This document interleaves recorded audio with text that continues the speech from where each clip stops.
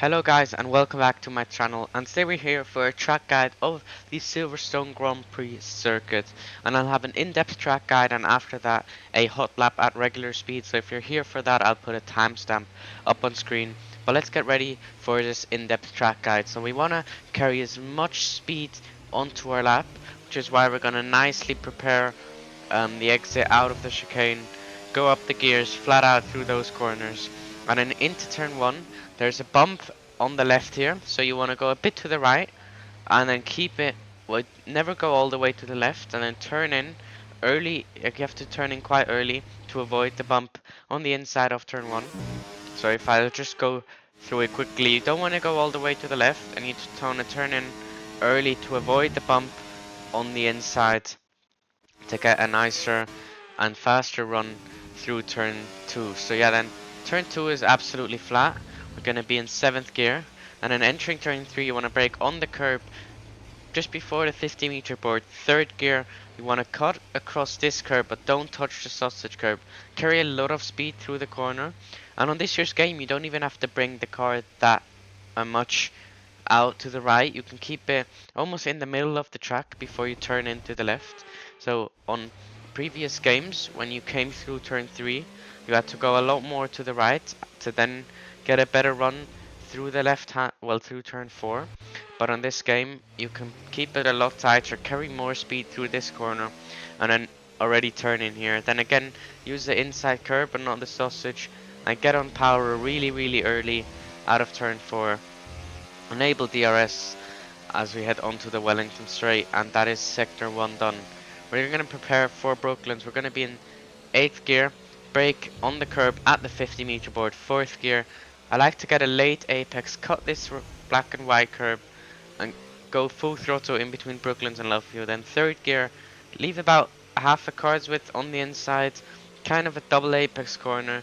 3rd gear, and make sure you get nice drive off the corner using all of the curb available on the exit.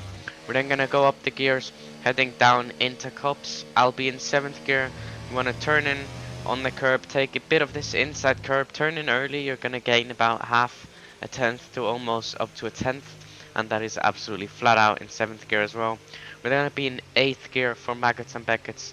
You want to go flat out through here, flat out through here, go to 7th gear, keep the car to the right so you can open up this, well, not open up this left, but you want to open up the exit for the hangar straight. So this is going to be flat out 8th gear, then 7th, keep the car to the right, cut all of the curb here, and then as you can see we're opening up the exit of Beckett's and use all of the track available, and then accelerate. So I'll try and do it a bit faster one more time. So we're obviously going to be in 8th gear, 7th gear, keep the car to the right, cut all of the track on the left, and then use the curb there and use all of the track on exit. Open DRS as we now head down the hangar straight into not into cups, into Stowe corner. We're gonna come up on the right. We're gonna start braking at the 50-meter board pretty much. You can also not brake for the corner. It's quite an interesting one.